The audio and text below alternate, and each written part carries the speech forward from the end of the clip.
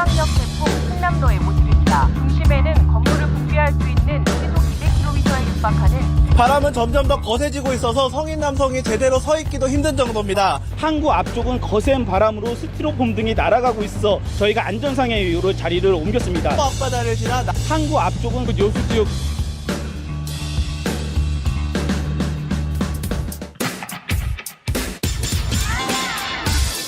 10월 2일을 임시 공휴일로 지정하고 와우.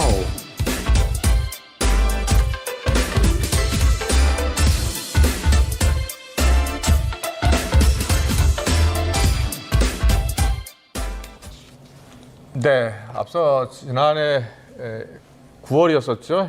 태풍 11호 태풍 흰남노. 당시 우리 YTN 취재기들이 열심히 전해드렸던 방송 모습 영상으로 보여드렸는데 사실 11호 태풍 하이쿠이도 비슷한 경로로 갈 가능성이 있다고 했는데 지금은 아닌 것으로 지금 전해지고 있습니다. 김진도 YTN 기상재난 전문기자와 함께 짚어보겠습니다. 어서 오십시오. 네, 안녕하세요. 예. 지난해에도 보면 9월 초였었고 또 11호 태풍이 흰남노였잖아요. 그렇습니다. 근데 이번에 11호 태풍 또 하이쿠이가 원래는 상하이 쪽 거쳐서 서해 쪽으로 올 가능성이 있다라고 했는데 일단 그때와는 달리 좀 더 왼쪽으로 가나 봐요? 천만다행이죠. 예. 지금 가을 태풍이고요. 예. 올라왔다면 물론 9호 태풍보다는 세력이 좀 약하긴 하지만 우리나라 서쪽으로 올라올 가능성이 점쳐졌었는데 그렇게 올라왔을 경우는 우리나라 태풍의 위험반원에 들게 되는 거였거든요. 네. 근데 다행히 두 가지 요인이 겹쳤습니다. 하나는 동쪽에서 북태평양 고기압이 약간 세력을 크게 확장을 했습니다.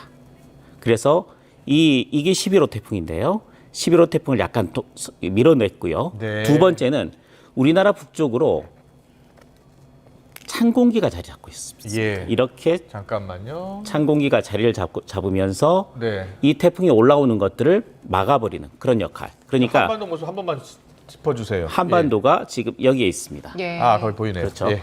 여기에 있는데 이렇게 찬 공기가 우리나라 주변으로 좀 자리를 잡으면서 네. 이 태풍이 우리나라 쪽으로 올라오는 것을 막고 좀 색깔도 바꿔줄 수 있나요? 그렇죠. 파란색 대신에 빨간색으로 잘 보이는 바꿔볼까요? 색깔로. 예. 이쪽으로 올라오는 거를 이 네, 차가운 네. 공기가 지금 막고 있고요. 예. 그래서 이 태풍이 올라오지를 못하고 중국 내륙으로 그러니까 타이완 북쪽을 지나서 중국 내륙에 상륙하면서 소멸하는 것으로 바뀐 겁니다. 그렇군요. 우리나라에서는 두 가지 요인이 겹쳤죠. 고기압과 찬 공기 두 개가 동시에 영향을 주면서 우리나라 쪽으로 올 가능성이 높았던 11호 태풍 하이쿠이를 중국 쪽으로 밀어내는 그런 역할을 했습니다. 네. 네. 이게 뭐 심하면 우리나라 관통할 것이다 이런 예측까지 있었기 때문에 굉장히 흔들렸습니다. 그러니까 그러니까요. 우리나라 동쪽으로 온다, 상륙할 가능성도 있다, 서쪽으로 온다 예. 하다가 최종적으로는 우리나라에 큰 영향 없이 9호, 11호, 12호 태풍 모든 태풍이 비껴가는 형태로 바뀐 겁니다. 네, 그렇군요. 다행입니다. 그런데 이제 12호 태풍 그렇죠. 기러기 또 생겨났는데 지금 기러기는 어떻게 움직이고 있습니까? 기러기가 지금 광 북동쪽에 있거든요. 예. 느린 속도로 이동하고 세력도 그렇게 강하지는 않습니다. 하지만 조금 더 올라오면 중간 강도 태풍까지는 발달할 것으로 보이는데 지난 수요일 날 미국 예측 모델을 보니까 네. 저 기록이 더 위험하다 이런 예보가 있었는데 그렇죠. 그렇지 않나 11호 보죠? 태풍이 약화되면서 12호와 그 합쳐지는 모습을 그럴 보여준 가능성이 적도 있다. 있었고요. 굉장히 우려가 컸었죠. 11호가 서쪽으로 오면 이 태풍 12호 같은 경우 우리나라 쪽으로 올라올 가능성이 있다라는 내용도 점쳐졌었는데 아까 말씀드렸듯이 찬 공기가 버티고 있습니다. 강한 찬공기 고기압이 그렇죠. 있어가지고 예. 우리나라 북쪽이 지금 찬 공기가 그렇게 버티고 있으면 어떻게 될까요? 네. 또 기러기가 못 올라오나요? 또 못 올라옵니다. 예. 이 찬 공기 때문에 올라오던 게 예. 약해지면서 그렇군요. 일본 규슈 쪽 남쪽에서 차가운 공기가 부딪히니까 이게 급속하게 약화되면서 이 부근에서 소멸해버리는 겁니다. 예. 그러니까 이 차가운 공기 오늘 아침 서울 기온이 처음으로 20도 아래로 떨어졌습니다. 네, 네. 19.7도였거든요. 예. 그 정도로 약간 선선한 공기가 우리나라 쪽으로 내려오면서 이 차가운 공기가 방어막 역할을 합니다. 그래서 11호도 중국으로 보내버리고 12호도 아예 일본 부근에서 소멸하도록 만드는 그런 역할을 했습니다. 네. 지난해 저희가 앞서 화면으로도 봤습니다. 네네네. 지난해 흰남노 굉장히 그렇죠. 피해가 컸었는데 아직은 태풍의 길이 열려 있고 태풍은 이제 9월이면 시작이기 때문에 더 생겨날 가능성도 있을 것 같은데 어떻게 전망됩니까? 이게 11호 흰남노의 진로였습니다. 예.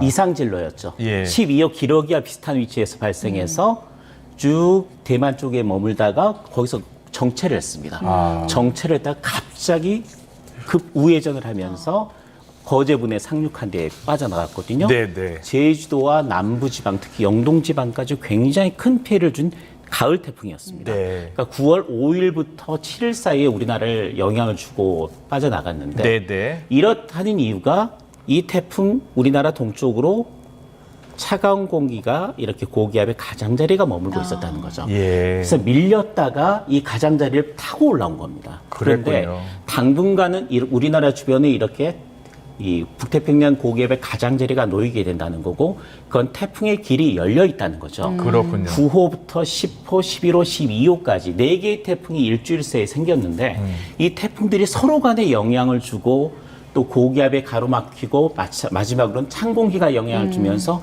다 우리나라를 비껴가는 형태가 됐습니다. 그런데 예.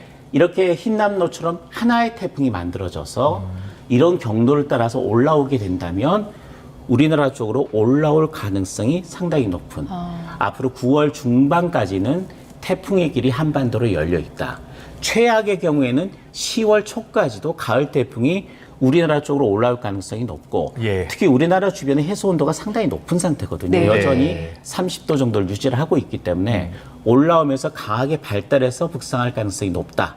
그래서 이번 태풍은 다행스럽게도 비껴갔지만 예. 다음 태풍이 발생한다면 발생 초기부터 발달 그리고 이동 경로까지 주의 깊게 봐야 하는 이유가 바로 이 때문입니다. 그렇군요. 지금 태풍이 못 올라오고 있는 게 찬 공기의 고기압이 지금 우리 한반도 위에 강하게 자리 잡고 있기 때문이다라고 이야기해 주셨잖아요. 맞습니다. 예, 근데 계속 거기 자리 잡고 있으면 못 올라오겠네요. 예. 이 찬 공기가 효자 노릇을 했는데 예. 찬 공기가 계속 머물러 있지는 않습니다. 또 이동성으로 바뀌면서 이동하거든요. 바뀌고 예.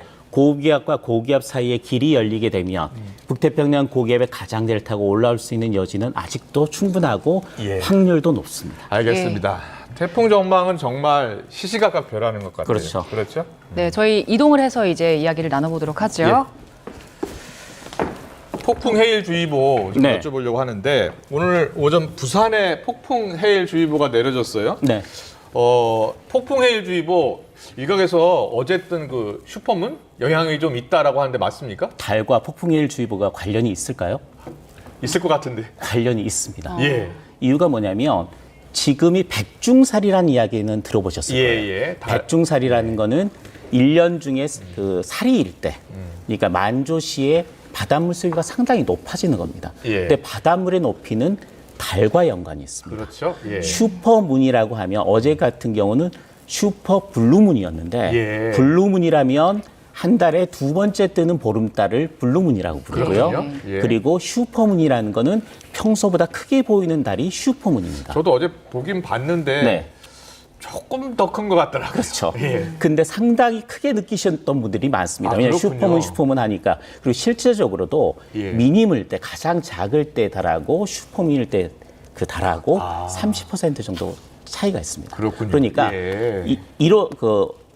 8월 1일에 뜬 달도 슈퍼문이었거든요. 예. 그리고 31일에 뜬 달도 슈퍼문이었습니다. 그 네. 이야기는 보통 달과 지구와의 거리가 38만 킬로미터 정도 되는데 네. 그게 36만 7,600km 안으로 들어오면 슈퍼문이라고 합니다. 그렇습니까? 그런데 두 번 다 슈퍼문이었고요. 예. 어제 같은 건 슈퍼 블루문이었습니다. 그렇게 근데 그만큼 이야기하는군요. 달과 지구의 거리가 가깝다는 이야기는 달의 인력이 크게 미친다는 겁니다. 그러니까 만조시의 수위가 평소보다 높아지고 예. 이때쯤 돼서 백중사례가 있는 겁니다. 네. 거기에 너울성 파도, 태풍은 우리나라를 비껴가지만 태풍으로 인한 너울이 겹치면서 바닷물 수위가 평소보다 굉장히 높아지는 시기가 됐습니다. 예, 예. 이 때문에 남해안 같은 경우는 저지대 침수 우려되고요. 또 해안가 같은 경우는 노을성 파도가 넘기 때문에 안전사고도 각별히 앞으로 나흘 동안입니다. 네, 네. 만조시에 굉장히 주의를 기울여야 합니다. 그렇군요. 요즘 네. 국제적으로 기후 뉴스가 네. 참 많이 나와요. 지금 프랑스에서 지난주에 거대한 산사태 났었는데 네. 이게 폭우 때문에 일어난 거라고요? 폭염 때문에 일어난 겁니다. 폭염 때문에요? 폭염 이후에 폭우가 옵니다. 잠깐 보실까요? 그래픽을 잠깐 제가 설명을 네. 드리면 좋을 것 같은데요.